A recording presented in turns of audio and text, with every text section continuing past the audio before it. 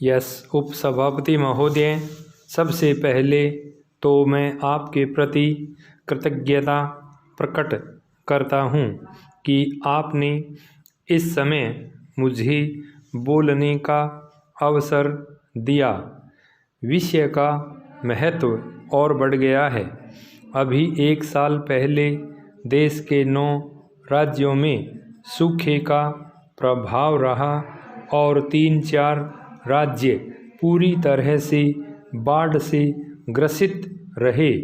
महोदया, उसका दुष्परिणाम न अभी देश पर से समाप्त हुआ है, न उस इलाके के किसान पर से समाप्त हुआ है।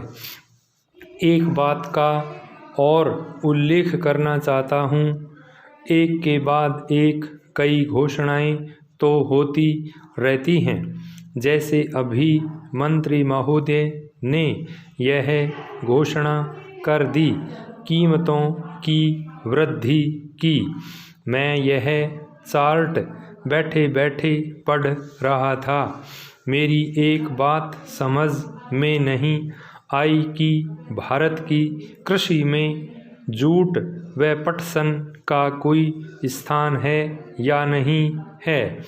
1 पैसे की वृद्धि का इसमें उल्लेख नहीं है, लेकिन अब तक देश के अंदर कई बार बीमा की चर्चा हो गई है। मैं आपसे कहना चाहता हूँ कि जिस प्रदेश से मैं आता हूँ, बाढ़ ने 3-4 बार बर्बाद किया है और अभी आते आते 5वीं बार किसानों को अप्रैल महीने के प्रारंभ में मार्च के अंत में ओले ने बुरी तरह से बिहार में बर्बाद कर दिया और भी कई प्रदेशों को बर्बाद कर दिया।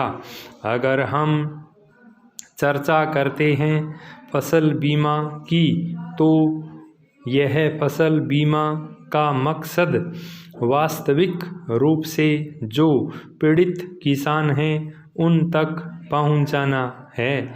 इसके लिए मैं सरकार से कहना चाहता हूं कि आप प्रीमियम की आकांक्षा सीमांत और लघु किसानों से मत करिए, बल्कि केंद्र सरकार फसल बीमा के प्रीमियम के लिए राज्य सरकार को विवश करे कि वे प्रीमियम के लिए आएं।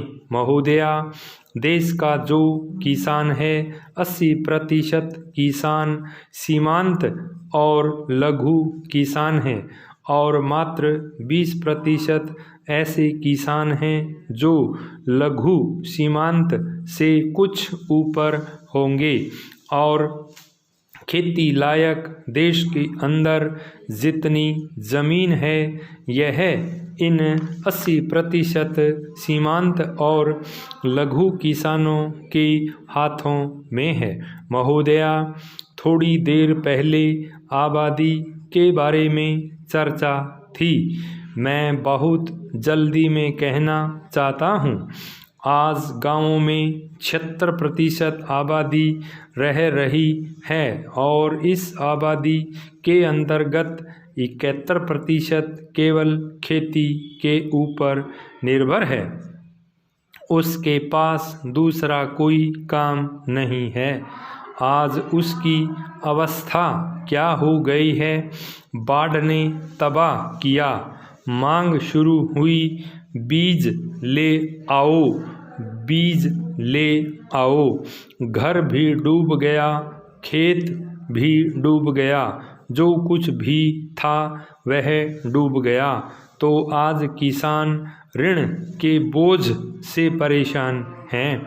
सचमुच में अगर आप किसानों को आगे बढ़ाना चाहते हैं तो मैं निवेदन करूंगा कि आप इस पर विचार करें।